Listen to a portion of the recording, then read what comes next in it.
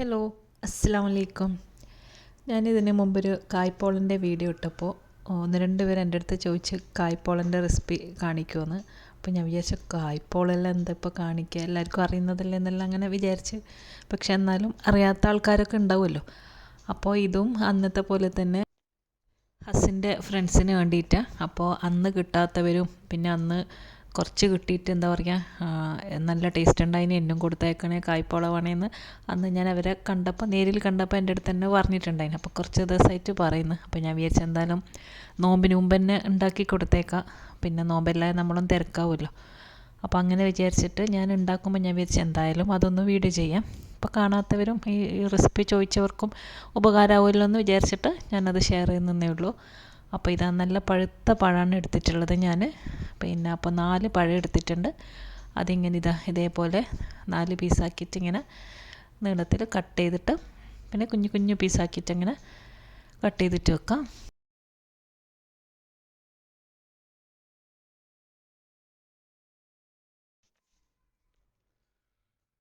ഇനി ഇതാ പാൻ ചൂടായി അതിലേക്ക് ഓയിൽ ഒഴിക്കുക.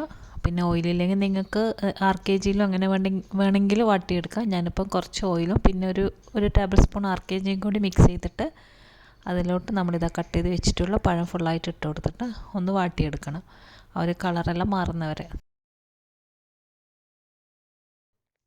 പഴം ഇനി റെഡിയാകുന്ന സമയം കൊണ്ട് നമുക്ക് മുട്ട ഒന്ന് ബീറ്റ് ചെയ്ത് വെക്കാനുണ്ട്.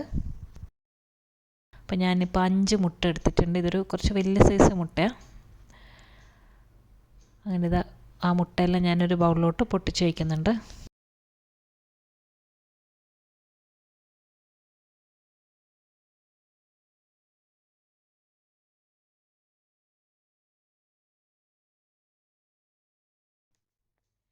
ഇനിയിപ്പോൾ ഞാൻ ഇതിലോട്ടൊരു 1/4 കപ്പ് പഞ്ചസാര ചേർക്കുന്നുണ്ട്. അപ്പോൾ നിങ്ങൾക്ക് എത്ര മധുരം വേണോ അതിനനുസരിച്ചിട്ടുള്ള എന്താ പറയുക പഞ്ചസാര ഇട്ട് കൊടുക്കുക. ഇപ്പോൾ ഞാനൊരു 1/4 കപ്പ് ഇട്ടിട്ടുണ്ട്. അപ്പോൾ എനിക്കിത് നല്ലോണം മധുരം വേണം, ശരിക്കും മുട്ടയല്ലേ, അപ്പോൾ ഉണ്ടാക്കി വരുമ്പോൾ നല്ലൊരു മധുരം ഉണ്ടെങ്കിൽ മാത്രമേ കഴിക്കാനും നല്ല ടേസ്റ്റ് ഉണ്ടാവും. അപ്പോൾ ഞാൻ 1/4 കപ്പ് പഞ്ചസാര ഇട്ടിട്ടുണ്ട്. നിങ്ങൾക്ക് എത്ര വേണോ നിങ്ങളെ മധുരത്തിനനുസരിച്ചിട്ട് ഇട്ട് കൊടുക്കുക. എന്നിട്ടൊരു ഫോർക്ക് കൊണ്ട് നല്ലോണം ഒന്ന് മിക്സ് ചെയ്യാം.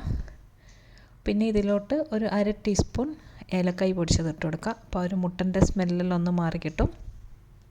ഏലക്കായ് പൊടിക്ക് പകരം വാനില എസൻസ് ഇട്ട് കൊടുക്കുന്നവരുണ്ട്. പക്ഷേ എനിക്കെപ്പോഴും ആ എസൻസിനേക്കാളും കൂടുതൽ ഇഷ്ടം ഈ ഒരു ഏലക്കായ് ഫ്ലേവർ തന്നെ. അപ്പോൾ നിങ്ങൾക്ക് ഏലക്കായ് വേണമെങ്കിൽ പിന്നെ വാനില എസൻസ് ഒരു ടീസ്പൂൺ, ഒരു 1/4 ടീസ്പൂൺ അങ്ങനെ വെച്ച് കൊടുത്താൽ മതി. പിന്നെ ഒരു പിഞ്ച് ഉപ്പ് ഇട്ടിട്ടുണ്ട്, പിന്നെ ആ ഒരു ടേസ്റ്റ് ഒന്ന് ബാലൻസ് ചെയ്യാൻ വേണ്ടി മാത്രം. എന്നിട്ട് നല്ലോണം ഒന്ന് മിക്സ് ആക്കാം. പിന്നെ ഞാൻ ഇതിലോട്ട് 2 ടേബിൾ സ്പൂൺ പാൽപ്പൊടി ഇട്ട് കൊടുക്കുന്നുണ്ട്. അപ്പോൾ അത് ഓപ്ഷനിലാണ്, നിങ്ങൾക്ക് വേണമെങ്കിൽ പാൽപ്പൊടിയിലുണ്ടെങ്കിൽ മാത്രം ഇട്ടാൽ മതി. പിന്നെ അവസാനം എന്താ പറയുക കുറച്ച് പാൽ, ഒരു 2 ടേബിൾ സ്പൂൺ അത്രയും ഉണ്ടാവും, പാലും കൂടി ഒഴിച്ചിട്ട് നല്ലോണം ഒന്ന് മിക്സ് ചെയ്യുക.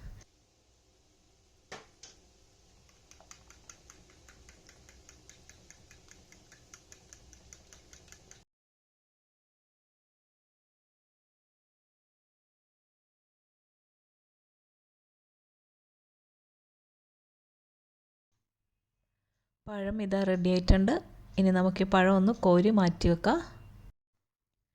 പിന്നെ ഞാൻ ഈ സെയിം ഓയിലോട്ട് തന്നെ കുറച്ച് നട്ട്സും കിസ്മിസും ഒന്ന് വറുത്ത് കോരുന്നുണ്ട്. അപ്പോൾ ഇതൊന്നും നിർബന്ധമില്ല. അപ്പോൾ ഞാനിത് വേറൊരാൾക്ക് നമ്മൾ കൊടുക്കുകയല്ല, അപ്പോൾ ആ ഒരു എന്താ പറയുക ഒന്നിനൊരു കുറവ് വേണ്ടെന്ന് വിചാരിച്ചിട്ടാണ് ഞാൻ അതും കൂടി ചേർക്കുന്നതേ ഉള്ളൂ. നിങ്ങളുടെ വീട്ടിലുണ്ടാക്കുന്നതാണെങ്കിൽ ഇതിൻ്റെ ഒന്നും ആവശ്യമില്ല, അല്ലാണ്ട് തന്നെ നല്ല ടേസ്റ്റാണ്. അപ്പോൾ അതും കൂടി വറുത്ത് കോരി മാറ്റി വെച്ചിട്ടുണ്ട്. ഇനിയിപ്പോൾ ഈ പഴയിലൊന്ന് ചൂട് പോയതിന് ശേഷം ഇങ്ങനെ പറ്റി പിടിച്ചിട്ടുണ്ടെങ്കിൽ കുറച്ചൊന്ന് കൈ കൊണ്ടൊന്ന് വിട്ട് ഇങ്ങനെ ആക്കിയിട്ട് നമ്മളെ ഈ മുട്ട മിക്സിലോട്ട് ഇട്ട് കൊടുക്കാം. അപ്പോൾ ഇത് എന്താ പറയുക എല്ലാം ഒന്ന് വേർതിരിച്ച് വെച്ച് കഴിഞ്ഞാൽ അല്ലെങ്കിൽ എല്ലാം ഒരു ഭാഗത്ത് തന്നെ ഇങ്ങനെ കട്ട പിടിച്ച പോലെ നിൽക്കാണ്ടിരിക്കാൻ, അപ്പോൾ എല്ലാ സൈഡിലും പഴം എത്തുമല്ലോ. അപ്പോൾ അതിന് വേണ്ടിയിട്ട് എല്ലാം കൂടി ആ മുട്ടയിലോട്ടിട്ടിട്ട് നല്ലോണം ഒന്ന് ഇളക്കി മിക്സ് ചെയ്യാം.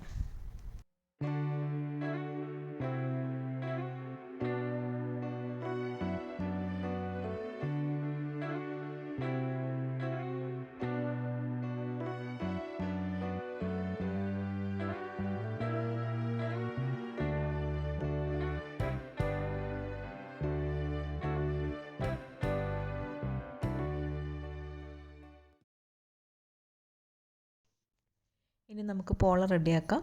അപ്പോൾ അതിനായിട്ട് ഒരു നോൺ സ്റ്റിക്കിൻ്റെ ഒരു പാന് ഞാനിത് അടുപ്പത്ത് വെച്ചിട്ടുണ്ട്, ചെറിയ തീയിൽ.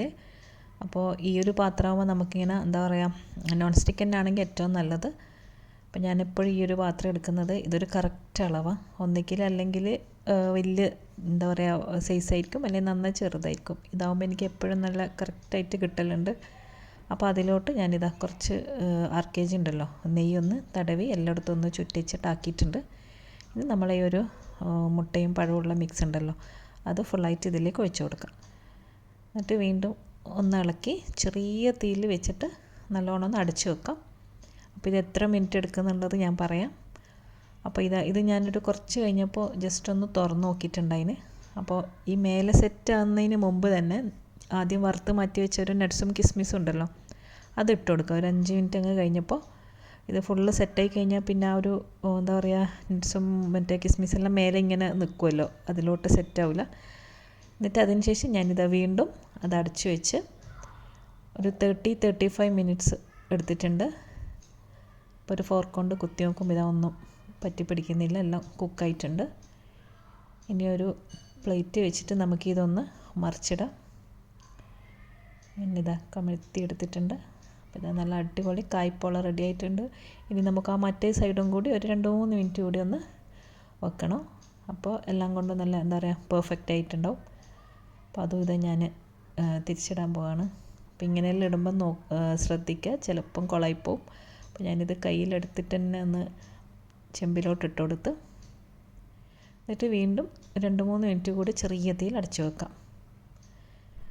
അപ്പോൾ ഞാൻ രാത്രിക്കുള്ള പത്തിലും ചൂടുന്നുണ്ട്. ആ സമയം തന്നെ ഞാൻ വിചാരിച്ചിനി നമുക്ക് കബോർഡ് ഒരിക്കലും അങ്ങനത്തെ പണിയെല്ലാം ഉണ്ട്. അപ്പോൾ റൊട്ടിയെല്ലാം ചുട്ട് വെച്ച് കഴിഞ്ഞാൽ ഒരു സമാധാനമായല്ലോ.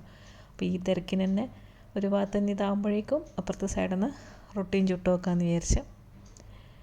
അപ്പോൾ ഇതാകുമ്പോഴേക്കും നമ്മളെ കായ്പോളെല്ലാം റെഡി ആയിട്ടുണ്ട്, നല്ല അടിപൊളിയായിട്ടുണ്ട്. കണ്ടില്ലേ, ശരിക്കും നല്ല മധുരം എന്തായാലും നല്ലോണം വേണം, എന്നാലും തിന്നാൻ നല്ല രസമുണ്ടാവും.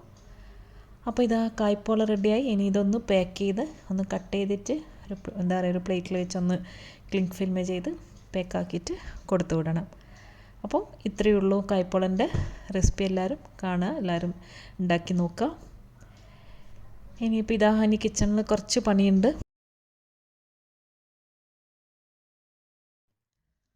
കുറച്ച് ദിവസമായി ബോട്ടിലെല്ലാം ഇങ്ങനെ വാങ്ങിച്ചിട്ട് അങ്ങനെ കിടക്കുന്നു. ഇതൊന്ന് കഴുകി തുടച്ച് ഇതിലേക്ക് ഡ്രൈ ഫ്രൂട്ട്സ് എല്ലാം ഇട്ട് വെക്കണം. ഗ്ലാസ് ബോട്ടിലായതുകൊണ്ട് തന്നെ എന്താ പറയുക, ഇത് കഴുകുന്ന സമയത്ത് ചിലപ്പോൾ ലിക്വിഡിലൊന്ന് ഇടുമ്പോൾ കയ്യിൽ നിന്ന് സ്ലിപ്പായിട്ട് പൊട്ടിപ്പോവും, അല്ലെങ്കിൽ വേറൊന്ന് മറ്റൊന്നിനോട് കൂട്ടിമുട്ടി അങ്ങനെയെല്ലാം അധികം ഇങ്ങനെ എന്താ പറയുക പൊട്ടിപ്പോകല. അതുകൊണ്ട് ഞാനിത് നോക്കിയും കണ്ടും കഴുകാമെന്ന് വിചാരിച്ച്. ലാസ്റ്റ് വീഡിയോയിൽ കണ്ടിട്ടില്ലേ ഡ്രൈ ഫ്രൂട്ട്സിൻ്റെ ഷോപ്പിങ്ങും അതെല്ലാം.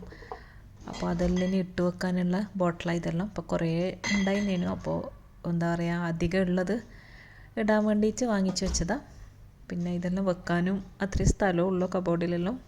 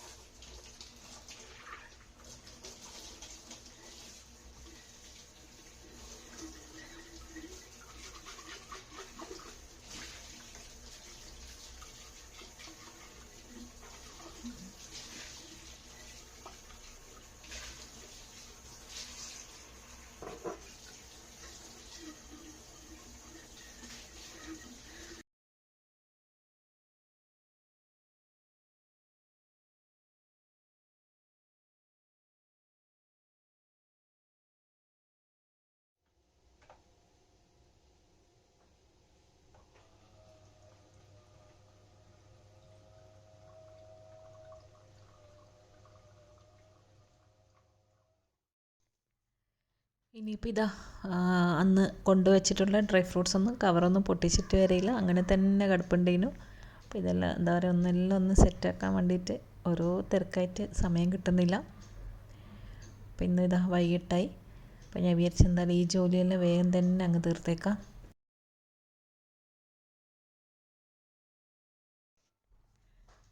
അന്ന് അവിടുന്ന് വാങ്ങിച്ച ചോക്ലേറ്റ് മാത്രം കാലിയായിട്ടുണ്ട്. അതൊരു ദിവസം കൊണ്ട് ആ പാക്കറ്റ് ഫുള്ളായിട്ട് പൊട്ടിക്കാൻ വരെ എന്താ പറയുക സമയമില്ല. അതിൻ്റെ ഉള്ളിൽ നിന്ന് തന്നെ എല്ലാം എടുത്തിട്ട് അത് ഫുള്ള് കാലിയായിട്ടുണ്ട്. അപ്പോൾ ഈ 1-2 പീസേ ബാക്കിയുള്ളൂ.